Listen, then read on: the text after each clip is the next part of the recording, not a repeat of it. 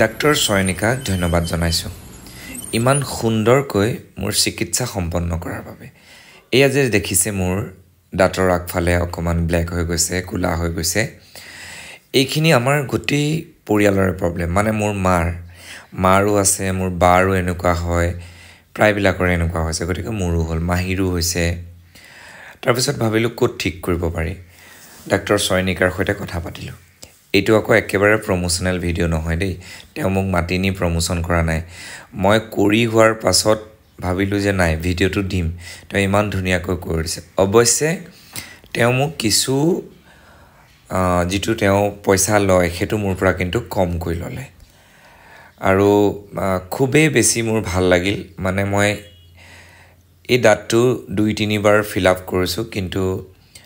lastly মই মানে পৰহি তাৰ আগদিনা কৰিলোঁ খুব ভাল লাগিলে ইয়া দেখিছে নহয় এটো আপোনাৰ আজিকালি অত্যাধুনিক কিছুমান মেচিন আহিলে যিবোৰৰ দ্বাৰা আমাৰ দাঁতবোৰ কিবা এটা চিকিৎসা কৰোঁতে খুবেই ভালকৈ কৰিব পাৰি ডাক্তৰ ছয়নিকাই খুব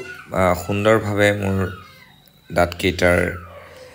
যি চিকিৎসা সেই চিকিৎসা কৰি দিলে আৰু তেওঁ ক'লে যে দাদা যিখিনি আপোনাৰ অকমান দাগ আছে তলত সেইখিনিও ঠিক কৰি দিওঁ সেই দাগখিনি ঠিক কৰিলে আৰু মই সৰুতেই দাঁত ফিল আপ কৰিছোঁ কাৰণ মোৰ দাঁতৰ প্ৰবলেম আগৰ পৰাই আছে কিন্তু মই দাঁত